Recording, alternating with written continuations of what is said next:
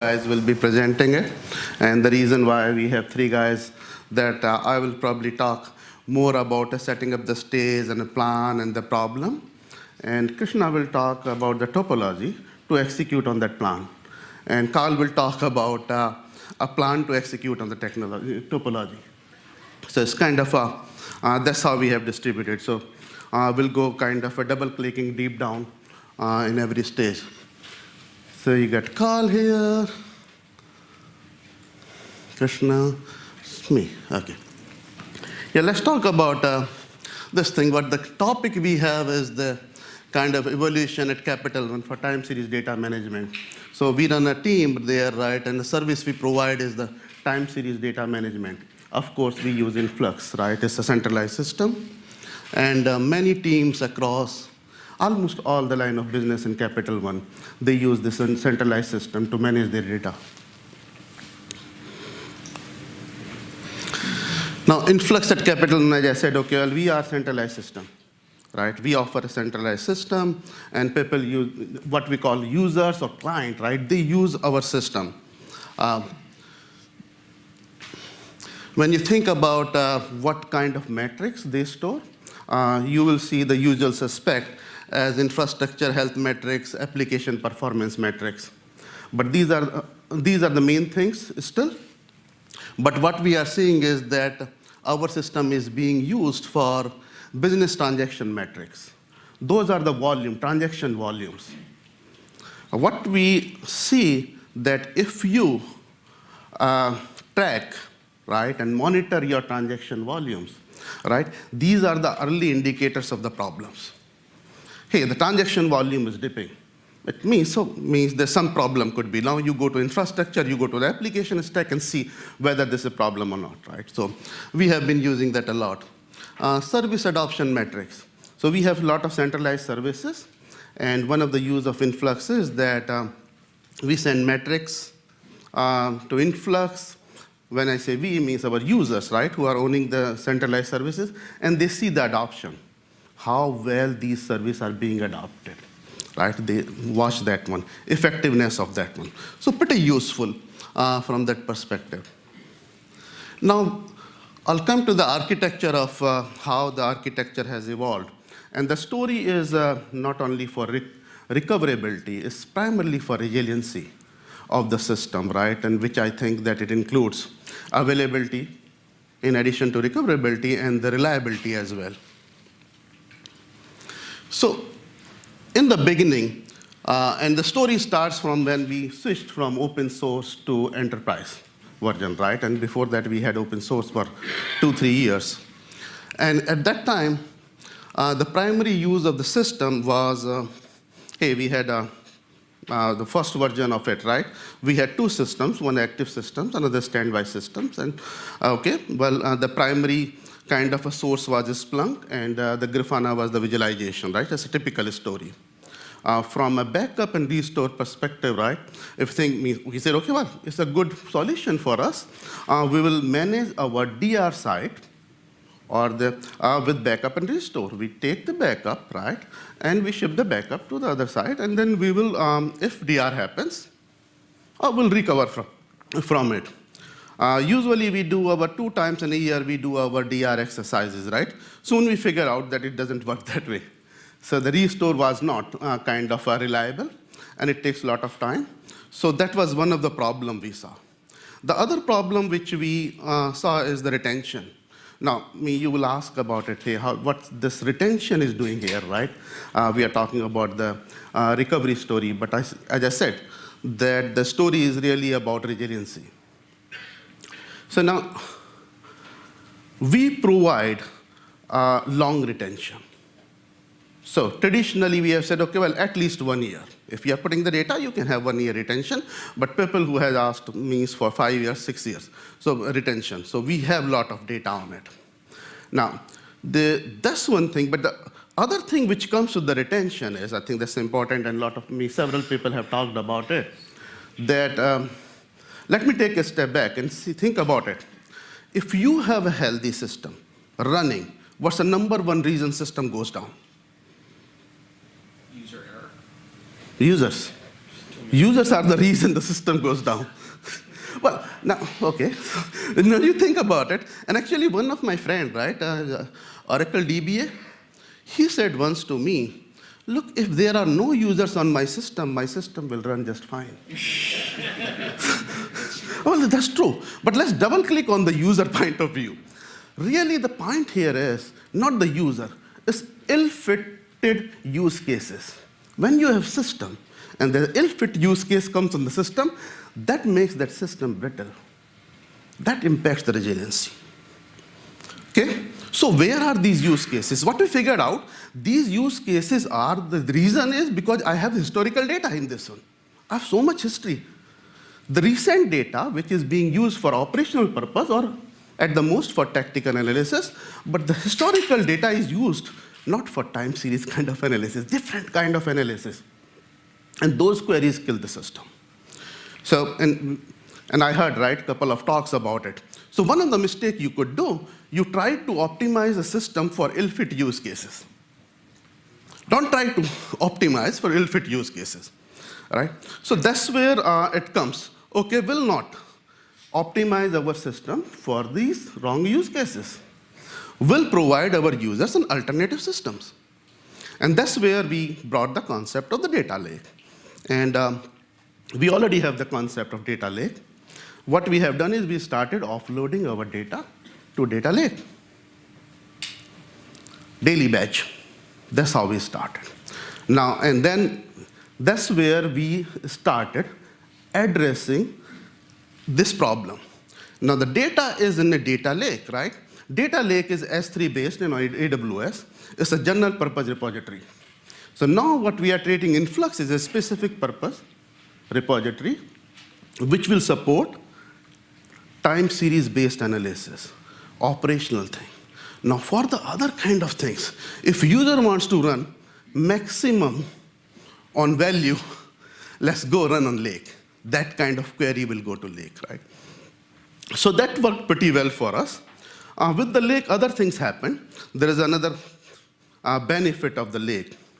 And the pattern which we saw that data is going to lake, and our users, they build the machine learning model using the lake data. Years worth of data there, right? Similar time series analysis. You build the model, you train the model, go through the governance, and when that model is ready, you can inject that model while you're ingesting the new data. So for example, hey, I have this data coming, new data coming to Influx. Now I have forecasting as well. Now because I'm using the model, machine learning model is executing its forecasting. And sometimes you know what happens. I said, okay, system will go down, forecasted it, right? And system never went down. It's possible, right? Now that data is again coming back to the lake, right? And now machine learning model is accounting for that. It was a false positive last time. Let me train the model more, right? So that's one of the use cases we are supporting. Now we'll come back to the second problem. So we address first challenge. High data retention, now we have low data retention. The second challenge is still there, which is the unstable DR solution. And that's where we we worked on with the AWS constructs, right, to address that problem. And Krishna will talk about that topology. Please. Thank you, guys. Thank you, Rajeev. Hope I'll make sure this works. So the second challenge, which is the most important and very critical for us, is that the existing DR solution that we thought would work really didn't help us much. I mean, there's nothing wrong with the backup restore solution that Influx provided, right? Within Capital One, we belong to an organization where the motto is like always on, right? No matter where you run, your workload doesn't matter. We have to be always on. So one of the main challenges we had with backup restore is we can do an incremental backup, but when it comes to the restore, we had to do on an empty cluster. So based on our data size, which kept growing, our restore time exponentially increased. So we have a very strict recovery time objective that we need to meet. So we couldn't, initially when we did the testing, it was all worked fine. And then we said, okay, it looks good. But when the data grew over the time, we couldn't meet the recovery time objective so that we could quickly recover from that. So what we did is we did an elegant and a simple engineering solution using the existing Influx tools, right? So what we did is on the DR side, we replaced with the standby with a running cluster, right? We actually built the cluster. The initial build was using the backup restore. We did that. And then we had a cluster running on the DR side. And then we used Influx, some of the Influx tools like inspect and import tools to export the data from the primary side, and then used AWS S3 as a transport mechanism to move the data from one side to the other side, and then the other side we were able to import it. I mean, we did this with some little bit of coding, but it's a very simple code. There's something Karl's going to kind of go over a little bit about our code. But end of this, what happened was, so we had a very simple engineering solution using the Influx tool, solving two purposes. One, if you see, we were able to, our DR side cluster is like less than 15 minutes behind the primary, right? So even if you lose the primary, it was well within our recovery time objective and recovery point of objective. So we met that. The second point is, The second point is, if you see, Rajeev mentioned about the daily batch. Okay, before this, we were doing a daily batch, but we leveraged this solution, and also we increased our frequency of sending the data to one lake, so that it was like quite frequently we were able to send. So that's another win for us. Okay, moving. So in the next slide, what we're going to take a little bit deeper dive into the actual architecture we have. So I'm just going to, for the benefit of everyone, we are big on AWS, so this whole implementation is in AWS. So for the benefit of everyone, I'm just going to talk a little bit about some of the AWS constructs and resources so that everybody's in sync. So a couple of things, what you have here is we use AWS Route 53, which is nothing but a DNS router or DNS switch. And then we have an elastic load balancer. And then we also heavily use S3 bucket. S3 bucket is nothing but an object-based storage service provided by AWS. Very high reliability, availability, durability, and all those things. They'll have the 9 nines and whatnot. So they also provide some inbuilt functionality, what's called as a cross-region replication, right? So you put an object in one region, and once you configure to replicate to whatever the region you want, it just gets there like very instantaneously. And if you see, we have multiple availability zones. Availability zones, if you want to think as a region, this could be like a entire Northeast, or this could be like totally West Coast somewhere, right? Within the Northeast, so you have multiple zones or availability zones. Think about like a physical data centers, not separated by more than 50 miles. So there's some physical barriers, and that's what this availability zone here means. So, as you can see here, so we have a 3 data node cluster. And as I said, we are big on availability. So we have a mandated best practices that we cannot put all our instances in the same availability zone. That's why we have 3 data nodes in 3 different availability zones. Likewise on our DR region. Okay. So now I'm going to kind of this a flow of what happens on a normal BAU type of event, right? So the user comes, the user just uses one single DNS CNAME, and then Route 53, we have configured always to send it to our primary region, right? And then we have a script in our primary region. All it does is exports the data. We actually use Influx Inspect to go through database by database and export them and then put it into an S3 bucket. So an S3, as soon as the object is dropped in S3, it gets replicated to the other region. And then we have another script running on our DR cluster, which imports the file. So right now, this is going on a scheduled job. So we are looking into creating like a totally push-pull. Like the primary side will just export the data, put it in the S3, and the DR side will just grab that. So we're just working on some improvements on that. And then when Karl comes over here, he'll talk about some of the performance metrics. So we really have a very big an implementation when it comes to the size of the data and the series and the points per second and everything. So everything is going through this cycle like every 15 minutes. So this has been a huge success for us. Like I said, at any given point of time, with the current model, I'm only 15 minutes behind. So I can take the whole East Coast on, I'm totally fine.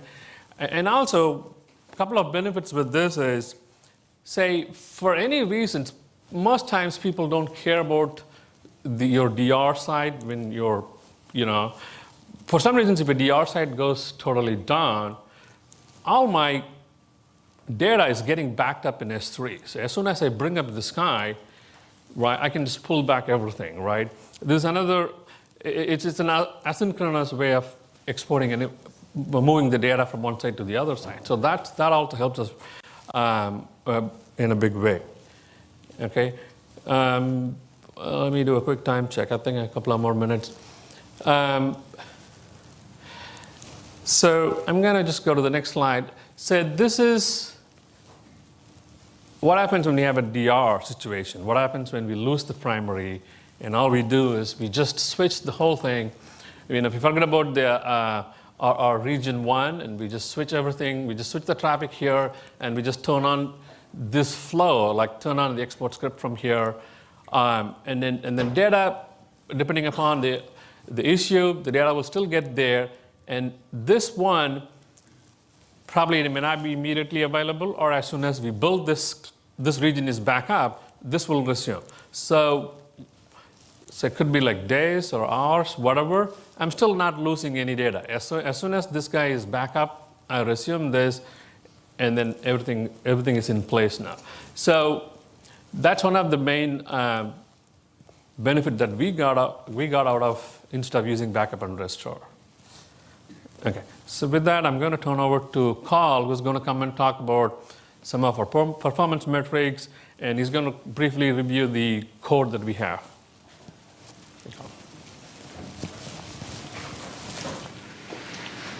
Hi, everybody. I'm Karl, and I've been working on Influx since about 0.8 version, and we've been using it for many different things at Capital One. So I'm going to talk more about the resiliency script and also some of the things we're monitoring. So this thing in the middle, this admin thing, is a special tool that I made to administer the Influx system. We have several clusters, and I want to administrate it a little easier, so I made a custom tool to do so. Also, all of our onboarding from different groups and different users goes through this tool, so it's a clear and easy path for users. So I'll go to the next slide. All right, so our resiliency solution for disaster recovery is pretty simple. It is just 2 scripts and the S3 bucket. So anyway, one of the scripts runs on one of the data nodes in the east cluster. We would have like an east cluster and a west cluster. And what it does is every 15 minutes it runs from cron, and it gathers all the databases. It gets a list of all the databases. And then it goes through a for loop, and it runs this Influx Inspect tool, and it gathers the data out in a very easy to see format. And then it writes it to S3. it just moves it to S3 so that the old file isn't there. And in doing so, we get the data asynchronously so that it keeps storing the data. And it gets into S3 and it just runs every 15 minutes. And then on the other cluster, we got another script that's running from cron every 15 minutes, and it pulls from S3, and it gathers the files, and it puts them locally. And then it just runs the import script. And it takes a little bit of time, but it imports the files. Each database we have a different file for, because we found that better performance from individual database per file. And so we want to do it per database. And then it just deletes it from the S3 bucket. And the hidden thing is the S3 replication. We're relying on that to keep it working. So that's very fast. We found that it is working all the time for us. And in the process of doing this, it keeps it up to date. So if we were to switch over to the West, then it would have all the data and everything. Now, the administrative commands like create database, create users, those have to be done on both clusters, and that's done through the admin tool. So a limitation with this is there can't be too much backfilling. So any kind of backfilling beyond the range of this solution won't be captured. So that has to be done in like an ad hoc approach. All right. So moving on, I'm going to talk about some of the performance metrics that we've been monitoring. All right, so this is an example of chronograph graphs of influx monitoring itself. So we have different ways of monitoring this influx. So you don't want to use that to monitor itself. So we have a different, on the admin node, which is highly available itself, there's another influx. And that one is just one single node open source one. And we use Telegraph from the regular one that's getting all the data. And we write the data, the metrics, to that single node. And that way we can retrieve all this data like this and on all the nodes and all the clusters. And this is a very good view. We can see its health and a number of things.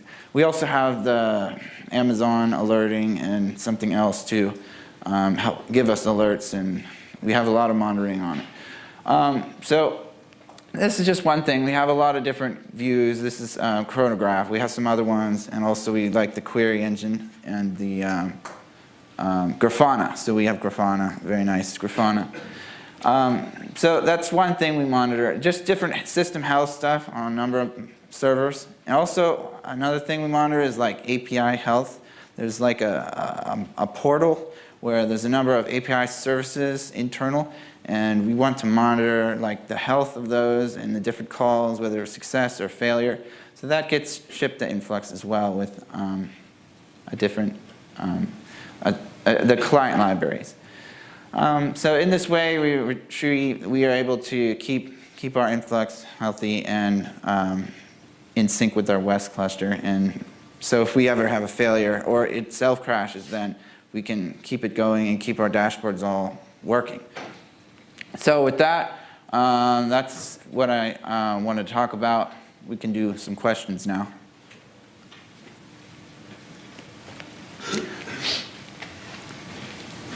Yes? Oh, you need a mic. Let me know. Thank you for your talk. I think it's not working. Just speak it. Just speak it. Okay. The question is, have you considered some other disaster recovery site synchronization strategies like just double write from Telegraph to both sites? So Always? there is something that this solution provides that some other solution doesn't. So there's a tool out there, probably you've heard, called Go Replay. Maybe you've looked at it. It listens on a port and it replicates immediately. But if it crashes itself for some reason, then you're not getting the data at all. So you need to have the data stored asynchronously as well. And double writes, don't want to do double writes because we have to tell all of the clients that they have to write to 2 different clusters. And that's not what we want. We don't want to write to So if you tell the client in your configuration you have to write 2 different influxes, that's not really what we want. Yeah, I think more of a kind of a manageability perspective. We need a system, right, which is easy to maintain, and the DR site is not an active site, right? Our users will not be using it, right? So as Karl said, right, asynchronous mechanism is something which we wanted, right? So what it means is that, we don't have it, that the secondary system, even if it is not available it's not running, it doesn't matter. We are not losing the data. We have full flexibility on it, right? Where you have dual apply, that kind of thing, right, going on, then you need both the systems up. So that's what we didn't want, right? So we kind of, from a trade-off perspective, we said, okay, well, yeah, it's easy for us to maintain, is we can maneuver things, we can control things better with the asynchronous mechanism. So that was the kind of architecture decision on it. Thank you. Yeah.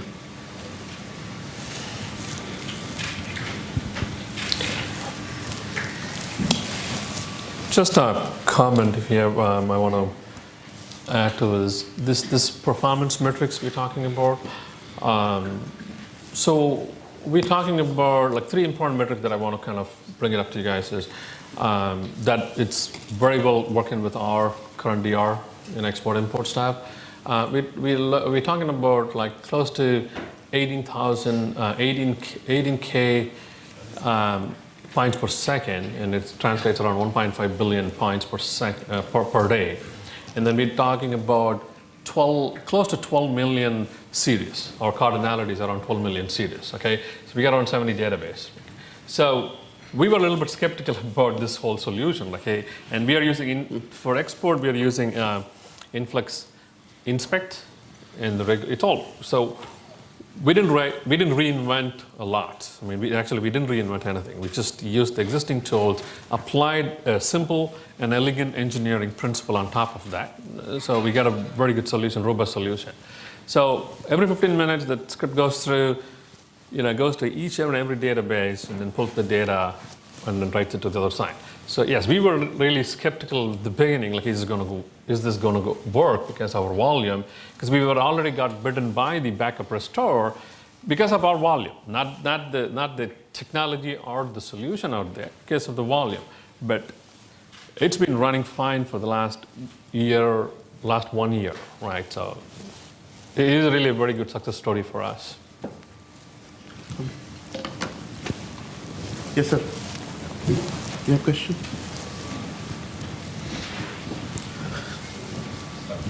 Yes, yeah. No? Oh, sorry, I misread you. I thought you said. Okay, really, we are standing between happy hours. But thank you, guys. Yeah, thank you. Yeah, thank you so much. Thanks for joining.